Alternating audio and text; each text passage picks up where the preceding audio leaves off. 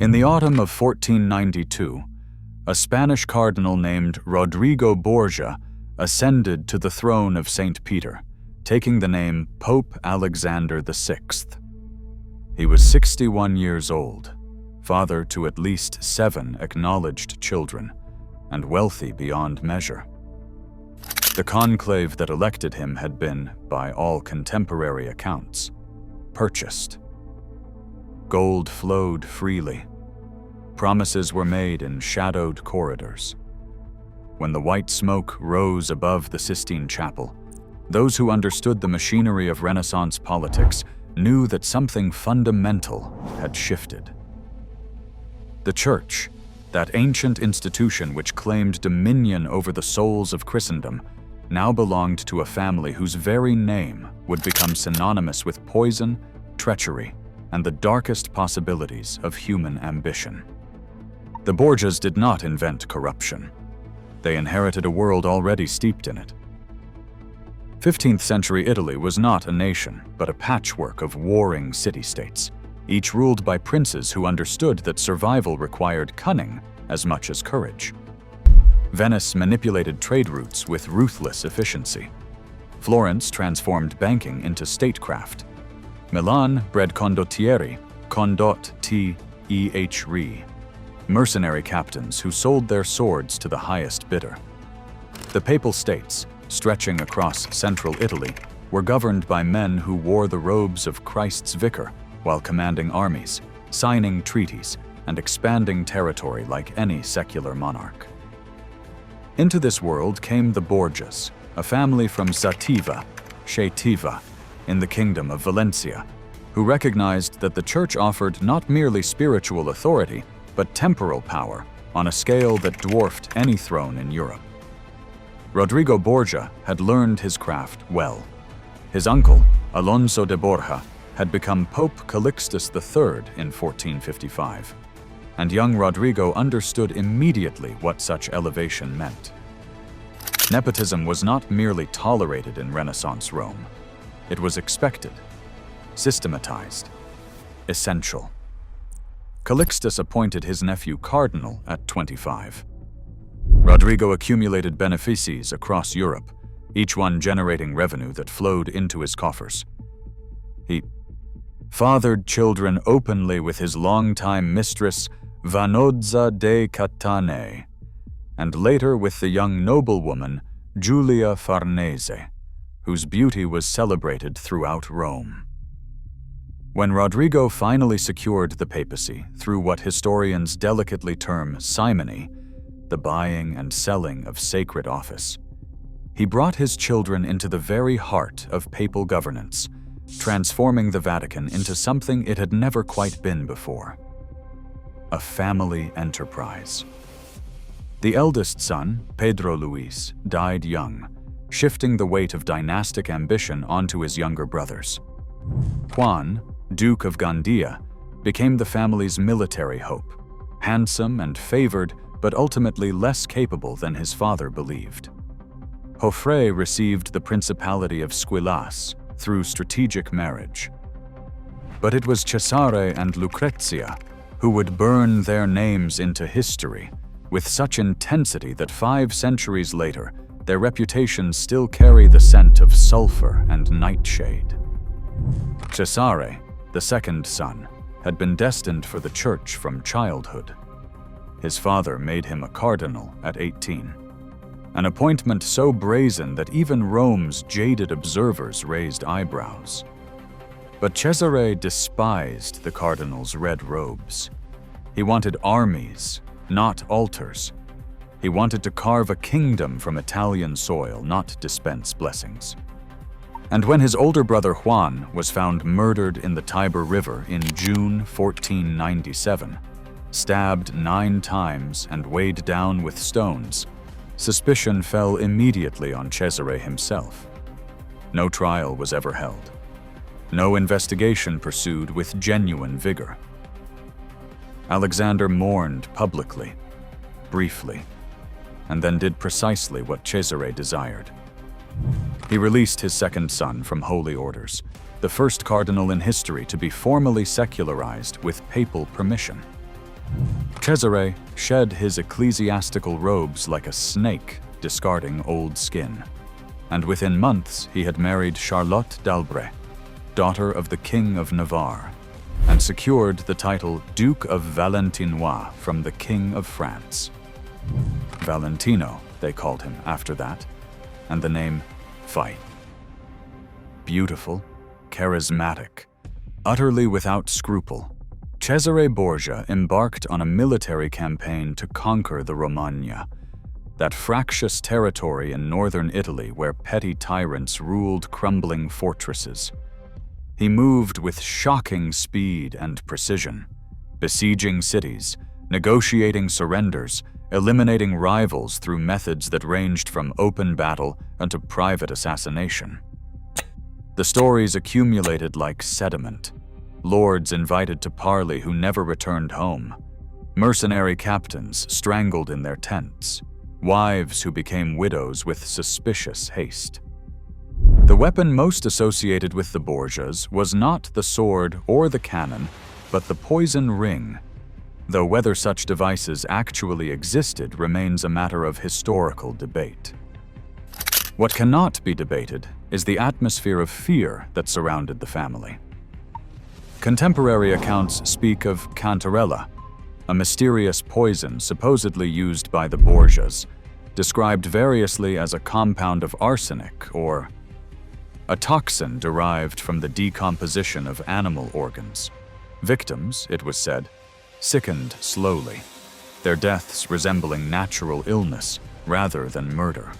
Whether the Borgias actually possessed such a substance, or whether Cantarella was simply the name given to a paranoia that infected Rome like plague, the effect was identical. Those who opposed the family lived in constant dread of the dinner invitation, the sealed wine flask, the unexpected gift. Lucrezia's story runs parallel to her brother's, but in a different key. Born in 1480, she was her father's beloved daughter, educated, cultured, and beautiful. She became a political instrument before she reached puberty. Her first betrothal was arranged when she was 11, then broken when a more advantageous match presented itself. Her actual marriages tell the story of Borgia ambition with brutal clarity. At 13, she wed Giovanni Sforza, Lord of Pesaro, cementing an alliance with Milan. When that alliance no longer served papal interests, Alexander had the marriage annulled on grounds of non-consummation, forcing Giovanni to publicly declare his own impotence to secure the annulment, a humiliation that left him consumed with rage and spreading rumors that would haunt Lucrezia for centuries. She married again in 1498, this time to Alfonso of Aragon, Duke of Biscay-Lie, illegitimate son of the King of Naples. The marriage appears to have been genuinely affectionate. Lucrezia bore a son. But when Cesare's political calculations shifted and the Aragonese alliance became inconvenient, Alfonso was attacked on the steps of St. Peter's Basilica in July 1500. He survived the initial assault and was carried to the Vatican to recover under Lucrezia's care. Then, weeks later, while she was briefly absent, strangers entered his chamber. They found Alfonso murdered in his bed. Again, no trial. Again, whispers pointed to Cesare, who reportedly remarked that what hadn't been accomplished at lunch had been finished at dinner. Lucrezia grieved, but grief was a luxury her family could not long permit. Within 2 years, she was married a third time, to Alfonso d'Este, heir to the Duke of Ferrara, in a union that finally removed her from Rome's toxic orbit. In Ferrara, far from her father and brother, Lucrezia transformed.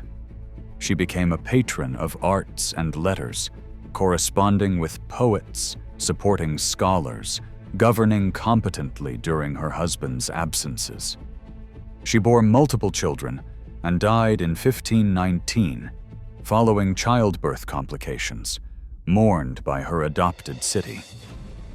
The woman who had been branded a poisoner, rumored to have committed incest with both father and brother, spent her final years in relative respectability. Whether this represented redemption or simply escape remains an open question. Cesare's trajectory proved far steeper and shorter. By 1503, he controlled much of central Italy, commanding armies that terrorized his enemies and impressed even the calculating Niccolò Machiavelli, who observed him closely and later used him as a partial model for the prince. Cesare understood that power required both the appearance of legitimacy and the willingness to act with utter ruthlessness when legitimacy proved insufficient. He maintained strict discipline among his troops, unusual in an age when soldiers routinely pillaged conquered territories. He presented himself as a reformer, bringing order to chaos, even as he orchestrated murders with cold efficiency. He was, in modern terminology, a brilliant tactician and a sociopath, though neither term would have meant anything to his contemporaries, who judged him simply as effective. Then, in August 1503, disaster struck, in a form invisible to swords and strategy. Alexander and Cesare both fell violently ill after dining at a cardinal's vineyard. Some historians believe they contracted malaria. Roman gossip, predictably, whispered poison, that they had intended to eliminate the cardinal and somehow consumed their own toxic preparation. Alexander died on August 18th, his body swelling and blackening in the summer heat so rapidly that barely anyone could be found willing to prepare it for burial. He was 72. Cesare survived, but remained weakened, bedridden during the crucial weeks when the College of Cardinals gathered to elect a new pope. Without his father, without his health, without the momentum that had made him seem invincible, Cesare watched his enemies close in. The new pope, Pius III, lived only 26 days. His successor, Julius II, was Giuliano della Rovere, a man who had fled Rome during Alexander's pontificate and harbored deep enmity toward the Borgias. Julius moved swiftly. Within months, Cesare was arrested, his territories seized, his captains scattered or killed. He was imprisoned in Spain, escaped in 1506, and died the following year in a minor skirmish in Navarre, fighting as a mercenary for his brother-in-law. He was 31 years old. The man who had nearly unified central Italy under his banner, who had terrified princes and impressed philosophers, died in an obscure battle that most of Europe never noticed. What remains now is reputation, that strange afterlife where facts and legend become indistinguishable. The Borgias left behind account books showing meticulous financial planning, diplomatic correspondence revealing sophisticated statecraft, and artistic patronage that enriched Rome's cultural landscape. Pinturicchio's frescoes in the Borgia apartments still display Alexander's features and the family's coat of arms. The Sistine Chapel ceiling owes its existence partly to Borgia patronage. Yet none of this eclipses the darker narrative, the stories of poison and murder that accumulated around them like fog.